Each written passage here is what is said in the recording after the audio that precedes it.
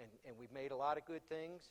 And what Secretary Flynn and I'm going to talk about as we go here into the campaigns is what are the lessons learned as we've done this over the years so that we can get more done more efficiently so that we can get this program complete. And you'll see what those estimates are when I do get that baseline to you as soon as possible. All righty? So now we're going to go into the campaign approach. And you know, I've told you here about the end state, keeping the end state in mind, okay?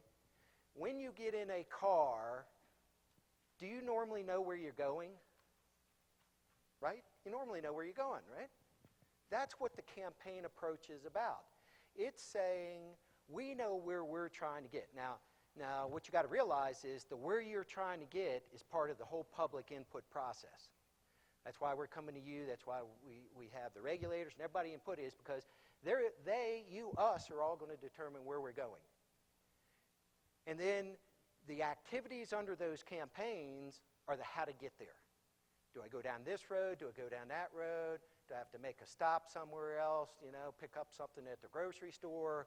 But you still know where you're going. Think of the campaign as that, you know, as that. The second part of it, so the first thing is, you know, and when you look at here, we've been working with the environmental department to bundle those into what makes sense as a campaign. What we're now asking for your what you input on is, first, do you think that the campaign approach is the right approach? We believe it is because of our experiences. You see there, we used it on the 3607 campaign. It allows us to be more efficient. So we're asking if you believe that campaign approach is the way that we should go forward. The second thing that we're asking, as I go through these slides here, is do we have the right bundles as to what is defined to be a campaign? Okay? I'll show you, I have 14 different campaign theories bundled, and you'll see the way that we bundled and why we bundled it. Okay? That doesn't mean it's right. So that's what we need to make sure that we all agree is the campaign, the way that it's put together, the right. And then the third thing that we're asking for is what's the priority in doing the campaigns? And that's the input that we're asking from you and through all of our public input is you can't do all the campaigns at the same time. There's not enough resources. There's not enough money. From an integration, some of the things have to be done before. So that's what I'm saying is, you know, it's prioritization that we're also looking for. Okay? So let me go through, and one of the things that normally surprises people is, you know, $189 million is a lot of money, but it's only a lot of money if you can actually use it to do what you want to do. What this shows you up here, let me see if okay. What this shows here is, and these are percentages, and you could have put in dollar figures or whatever like that, but what this shows is exactly how much of the funding goes to getting discrete work done as far as cleanup. Okay, so let me go through this real quick. Down here at this bottom, 8%, we talk about DOE commitments. We take money off the top. We have to support the ability of us as an organization to do our job. Funding for the CAB, funding that goes out to the community. That's all in this here down below with this roughly 8%. Again, again, these are kind of numbers when you're talking in that $200 million range. Okay, you got facilities that you have to maintain in a safe condition so that waste can be stored safely, and that you got to have lights, roads, and all of those. So you got about 15% for that. Safeguards and security. You just don't, with the material that we have, it's not just open to anyone to come in there. So that makes sense, 3% for that. Next thing is human capital and pension. we have to, we pay for pensions. In the past, you've heard of companies going out of business and the retirees losing their pensions. There was a law, 2006, I believe, the Pension Protection Act, and that requires you to have 100% of the funding in the account for all the people that are retired. Okay? Most of the Department of Energy sites were not 100% funded. You had 7 years to get there. So in order to do that, you have a schedule of payments. That's what ours comes out to be, roughly 35%. Okay? Now you might say that's pretty bad. At Savannah River, our pension payment was at $200 million going up to $350 million a year. Okay? So that's, you can say that was because of things that were done in the past. Because if you'd have paid a little bit, you know, the old Fram oil, pay me now or pay me later. If you'd paid more in the beginning, you wouldn't have to pay it now. Okay? So that's there. Then you come up here, and then these here, so what you got up to the top here is basically, that's the amount, the percent that you have that is for discrete type of cleanup work. You can see groundwater and monitoring. You got the waste program, and then you got the soil and water remediation. So you add up those numbers, and you figure somewhere around 40% of the budget is available for cleanup. Okay? That's why we got to be more efficient in the funds that we get, because we shouldn't be putting 60% down in that. We should be up getting as much as we can up into the actual work accomplishment. Okay? So now what I'm going to do is I'm going to go through the campaigns. So what you may want to do is you might want to pull this sheet off as I go through. I don't know if it's double-sided or whatever. And I'm going to come back to this sheet after I finish with the other ones, because I'm going to talk cost.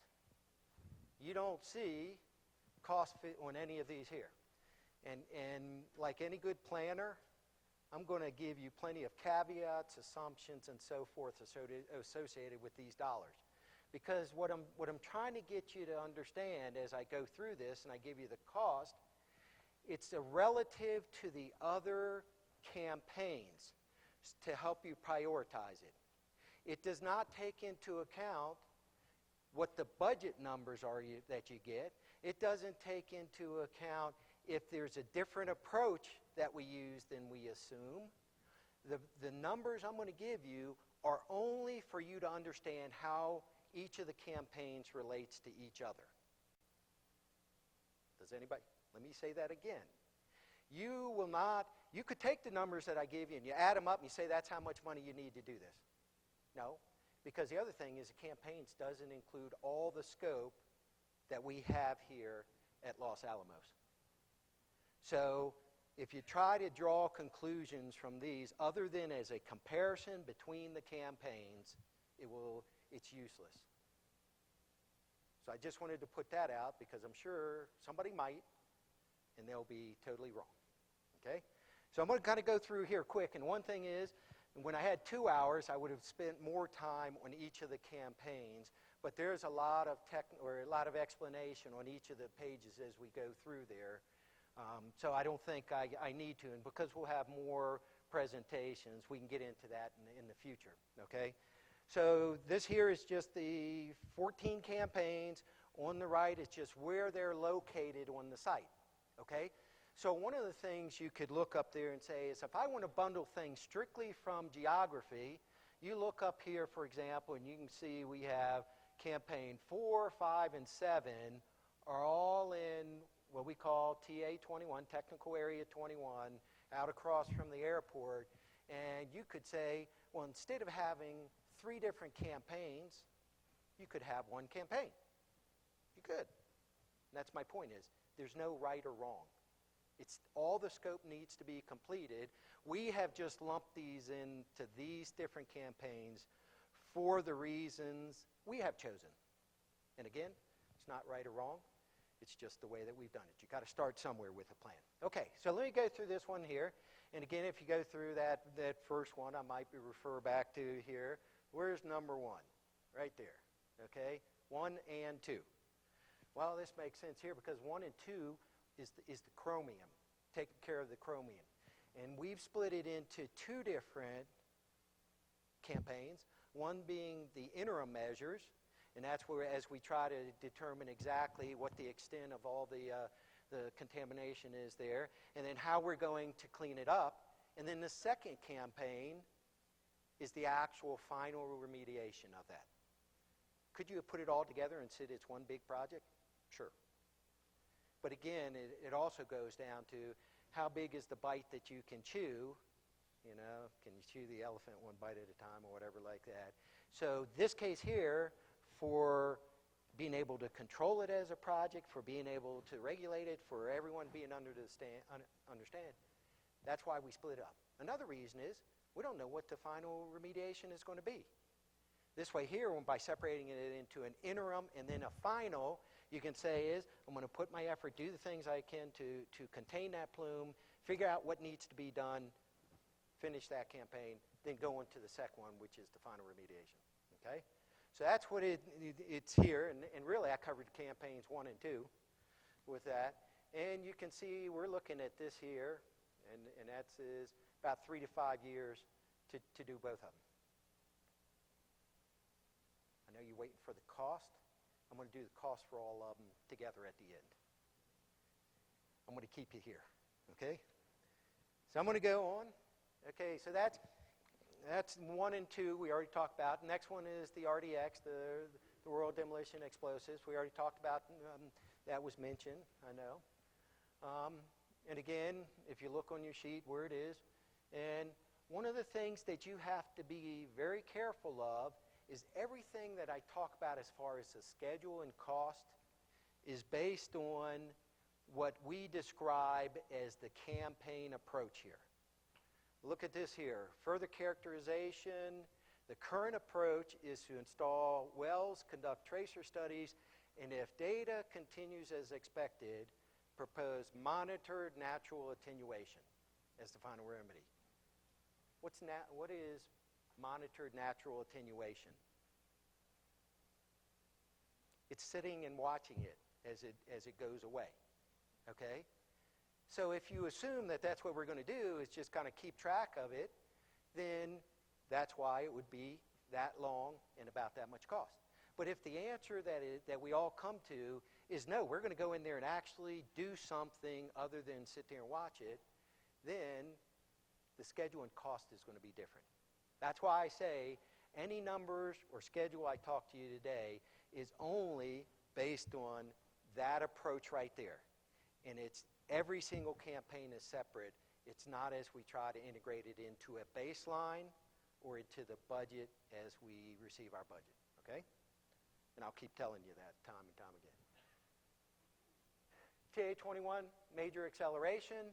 And you can see here it's just talking about there's buildings over there by, we've already done work on TA21. It's right over there across from the airport.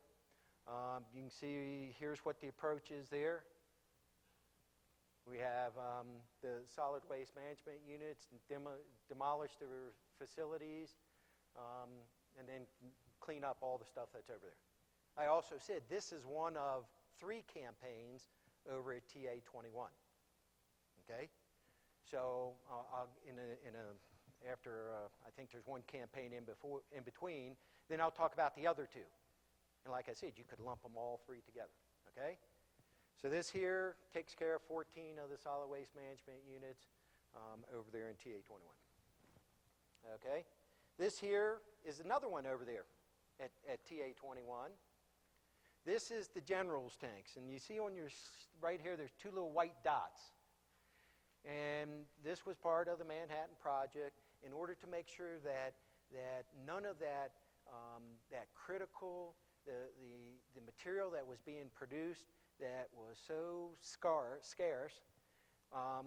So what they did, they put these 2 tanks in here, 50,000 gallon tanks, that the processing facilities up here would drain so that it could collect any of that scarce material that they were producing. Well, now those tanks have a heel in there, and we have to get rid of those 2 tanks. So this campaign is just to get rid of those 2 tanks right there. Okay? Historical sites, stick with those, just keep with those other 2 because I got another one right after this in TA21.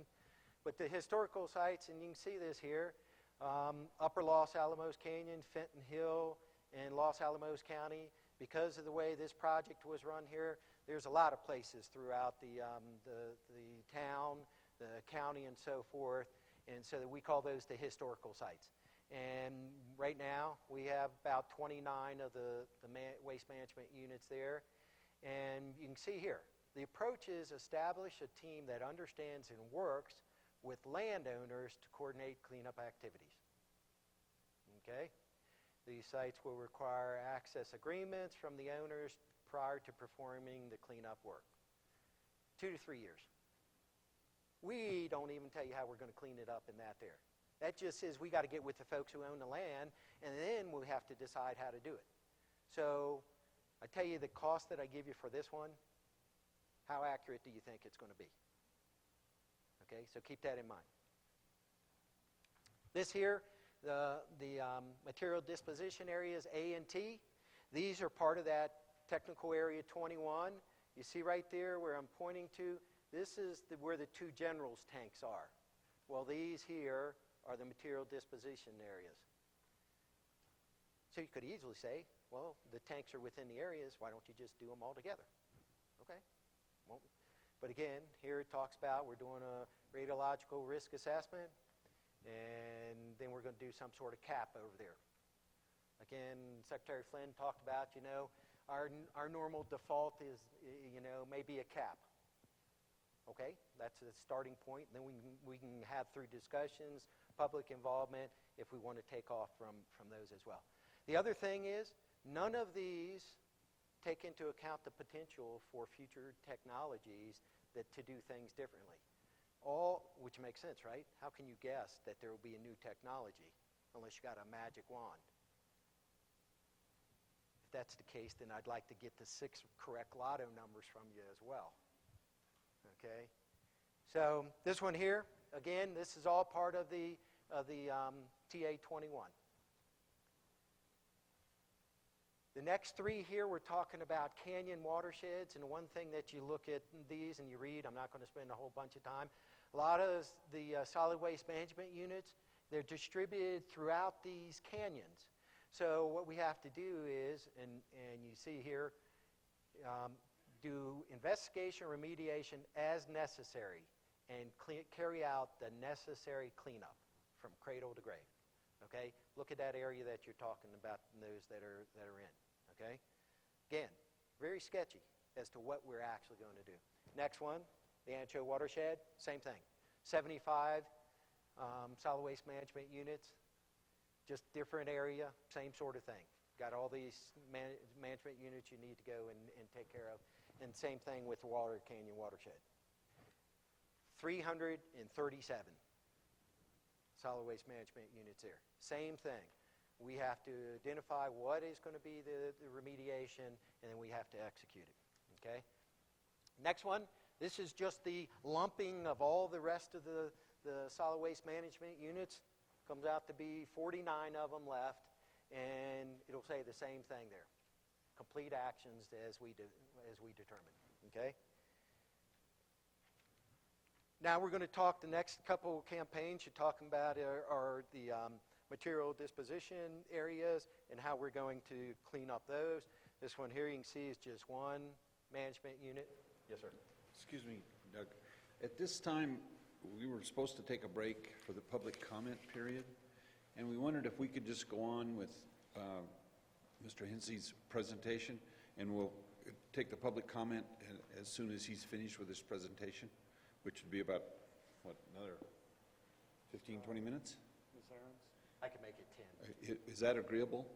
Would that be all right? We have 3 people signed up to make comments, and we'd like to put that off for a little while. You got all 3? Is that okay? Is that okay with all 3 of you? Yeah. Okay, Okay? appreciate it, thank you. So let me get going through. Again, here's more of the disposition areas. 13 solid waste management units. You can see there, capped individually and buffer areas, engineered cover, okay? So the thing I want to make sure as you're looking through, as you're thinking about those three things that I was asking you for, campaign approach correct, is the bundle correct, and then is the priority correct? The information here will be a start for you to make that determination, okay? And then the biggie that we all talk about is Area G. And you can see there's the disposition areas G, H, and L in there. And, that is a big area with 11 solid waste management units. And you can see, time-wise, significantly longer than just about any of the other campaigns, 6 to 8. Okay? When you look at this here, having the areas, the question that you might ask yourself is, why not break that up into more than one campaign? We just didn't. And again, it goes back to we don't have the answer. We just have an initial proposal. And that's why everybody needs to weigh in on this. Okay. Before I get to my summary, let me go back and tell you what cost. So let's go back to this page here. Okay? And I'm going to give you, and again, what did I tell you about the cost? The costs are only to show you a relative cost between the campaigns. You cannot draw conclusions on this because if I go forth and try to put this into my budget formulation, I can't do all 14 campaigns at the same time. We don't get funding to do that. So therefore, it's for you to look at and say, okay, relative to campaign number 1, how much is campaign number 2? Okay? Keep that in mind. Campaign 1, when we talk about the interim measures, to figure out what we're going to do with the chromium is upwards on the higher end of $50 million to do that, maybe even a little bit more. To then clean up the chromium, you're talking probably upwards of $150 million. And when I tell you and why am I using the words up to? Because we use a range. So I have range that is extremely wide because of all the assumptions we had to make on the approach. You saw how sketchy it is really for the approach, so the cost has to have a range aspect to it. So I'm giving you the upper end of what the range is that we believe these are going to be. And again, what it truly costs is going to be determined when we all sit down and go through the actual determination of the remediation, the final remediation, that we will come up with an actual project cost and schedule. Okay? So that chromium together, you're talking about somewhere around a couple $100 million. Okay? For the RDX, cleanup of the RDX, we're talking somewhere around $35-40 million for that. Okay. Clean up the area there. We were talking about the demolition in the TA-21. You're talking somewhere for that one of about $25-ish million. And then we were talking about why we separated out those generals tanks.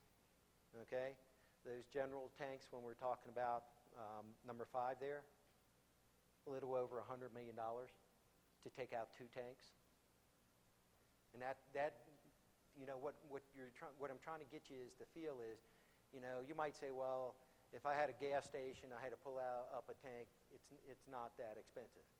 What's in those tanks and how we have to get it out is what's going to drive those sort of costs. Okay, so you sitting there before I gave you the cost might have said, well, that can't be too expensive to get rid of those 2 tanks.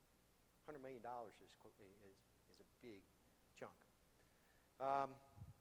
Historic properties, when we talk up here, throughout there, and again, remember I said we have to work with the landowners, figure out what's going to be done, what's exactly there, and we're talking $10 million maybe in there.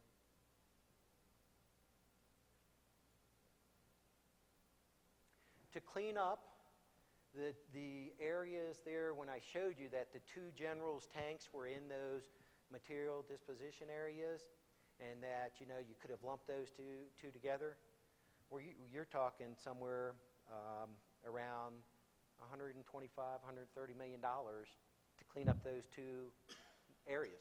So if you go and add, you know, what we estimate potential cost for those three there, right? I said, what, somewhere about 125 and $100 million, and then another 25. So you're talking $250, $300 million for that area. Okay.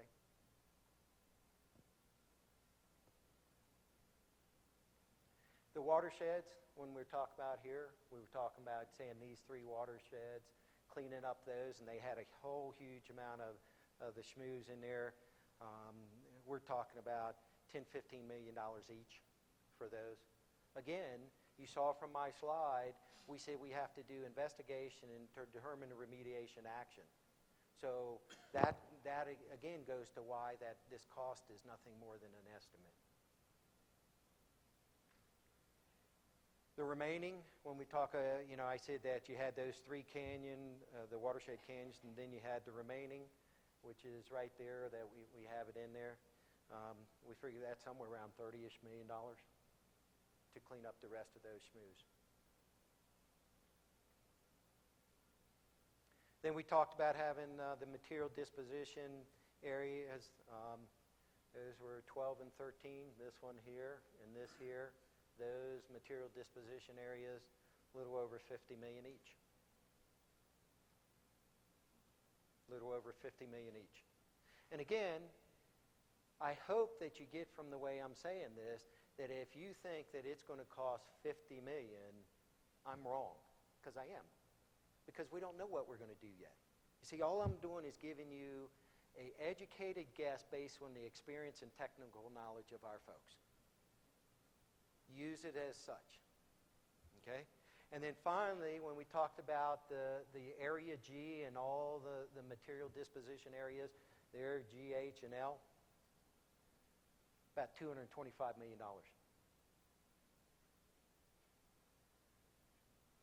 So when I give you these numbers, the only thing that you should be using these numbers for is to compare between the campaigns to help you to determine if the campaign bundle is the right bundle of activities and to help you prioritize it as we go ahead.